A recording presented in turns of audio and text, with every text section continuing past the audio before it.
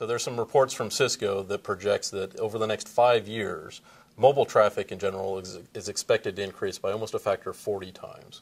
And video traffic is expected to increase by almost a factor of 65 times over the next 5 years. Okay. We just kicked off a long-term university research initiative, co-funded along with Cisco and Verizon, really to try to tackle the long-term capacity problem of delivering all these video content to mobile devices in the future.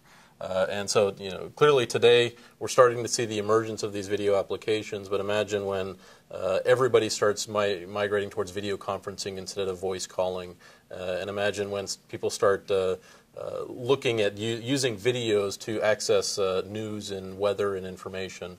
There's going to be a huge, I think, capacity crunch in the future that we want to be able to deal with. And so as part of this university research, it's really trying to look at the unique characteristics of video and really understand how you can optimize the delivery of that video content over wireless networks, but using human perception as your main metric. And so you're really not necessarily optimizing throughput of a wireless channel, but you're really trying to optimize the overall experience using human perception metrics for that.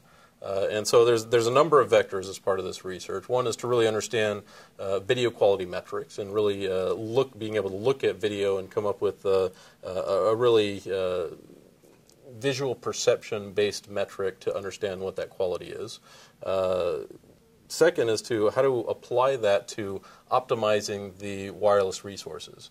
So we want to make the most efficient use of the wireless resources as we can, but again, based upon minimizing the impact of distortion from a video perspective.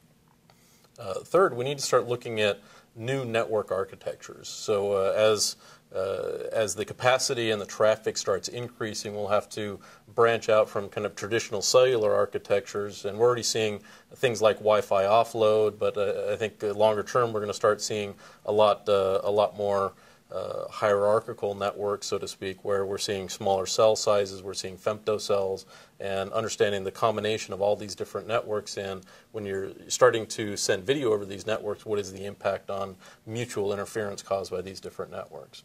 So, in addition, we're clearly seeing the increased growth in 3D, and so a lot of this research is also focused on how do we actually improve the delivery of 3D video content to our mobile devices, again, over these wireless networks with human perception as kind of your end metric that you want to try to optimize over. And so the hope is that the combination of these multiple universities we're funding, and we're funding University of Texas in Austin, University of California in San Diego, Cornell University, University of Southern California, and actually Moscow State University.